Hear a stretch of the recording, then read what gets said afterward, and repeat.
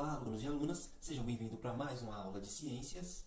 E o tema da aula de hoje é os argumentos e evidências científicas que demonstrem a esfericidade da Terra. Essa aula é do ensino fundamental para o sexto ano. Fiquem ligados, curtam a aula, compartilhem, deixem seus comentários e vamos para a interação. Bom, para a gente começar, a gente precisa selecionar alguns argumentos e evidências científicas que demonstrem a esfericidade da Terra. Para vocês, pensem aí em casa e coloquem o comentário de vocês. Qual que é o formato da Terra para você? Dê algum argumento que sustente a sua ideia, que afirme que a sua ideia está correta. Coloque nos comentários, deixe esses comentários aí pra gente. Para a gente contextualizar um pouquinho, por exemplo, os aspectos históricos, a ideia de que a Terra é plana, ela surge lá na pré-história e vai até o período da Grécia Antiga. E desde essa época, várias ideias foram consolidadas e criadas e pensadas mostrando que a Terra realmente ela apresentava características de esfericidade. Porém, em um período da história, por exemplo, para Homero, no século IX a.C., e alguns filósofos lunianos do século VI, eles acreditavam que a Terra era realmente plana, sustentada pelo céu no hemisfério.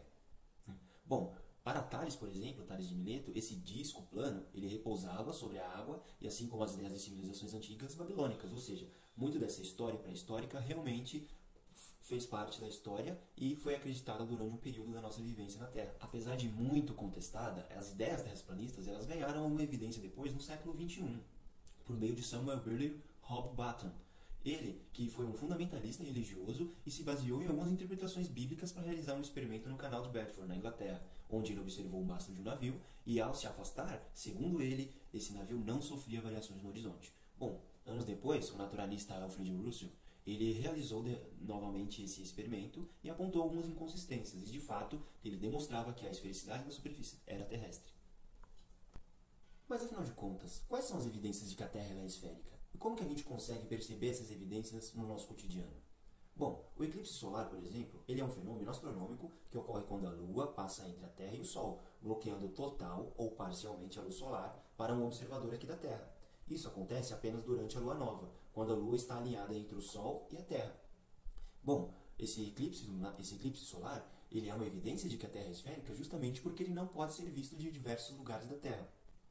Já um eclipse lunar, ele é um fenômeno astronômico que ocorre quando a Terra fica entre o Sol e a Lua, fazendo com que a sombra da Terra seja projetada na superfície da Lua. E esse fenômeno ele acontece durante a lua cheia. Essa lua ela está oposta ao Sol em relação à Terra. Bom, a gente consegue perceber aqui pela imagem que existem várias fases e vários momentos em que esse tipo de fenômeno pode ser observado. Uma outra evidência clássica de que a Terra ela é realmente esférica é quando a gente observa, por exemplo, no horizonte, no mar, do oceano, uma embarcação se locomovendo fugindo do horizonte, em relação ao horizonte. Você já observou alguma embarcação subindo no horizonte? Durante essa observação, mesmo que se nós estivéssemos usando um binóculo, a gente ia perceber que na linha do horizonte o barco começa a subir e essa embarcação, a parte de cima dela some por último, mostrando assim então que existe ali uma curvatura na Terra. Então, esse daí é o exemplo mais clássico que a gente pode observar no nosso cotidiano para a gente perceber que realmente a Terra ela é esférica. Além disso, eu pergunto para vocês, é possível observar as estrelas em cada hemisfério do planeta? Ou seja, se olharmos para o céu em um local do planeta, iremos observar as mesmas estrelas se olharmos para um local totalmente ao extremo do globo terrestre? Pense nisso.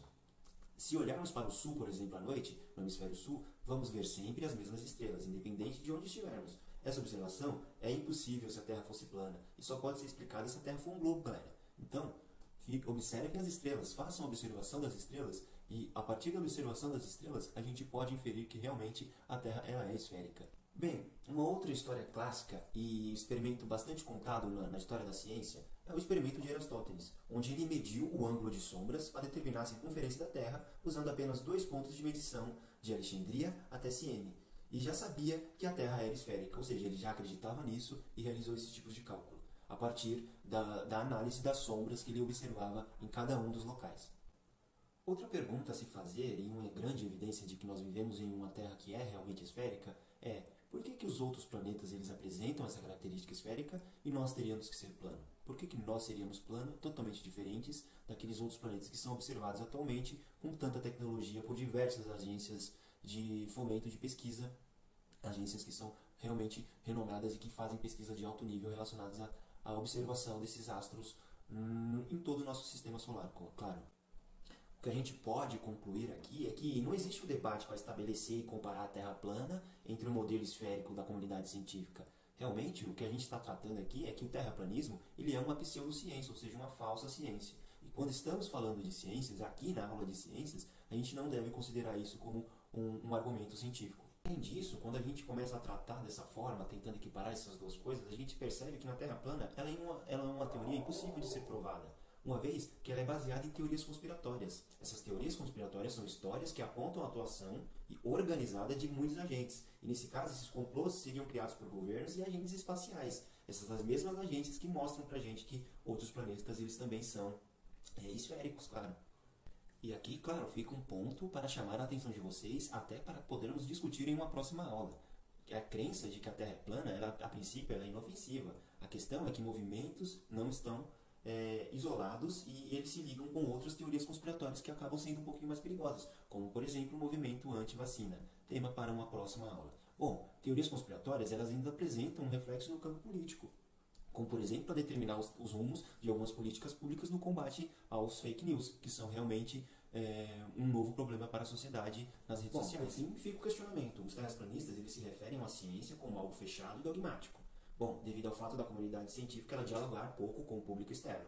Bom, até certo ponto, isso faz algum sentido, porque a imagem do cientista ela é isolada do mundo e esse estereótipo vem sido se retroalimentando pelo próprio cientista. Então, ironicamente, os terraplanistas eles recorrem ao cristianismo para explicar o modelo da Terra plana. Ou seja, não seria um dogma também? Fica a questão.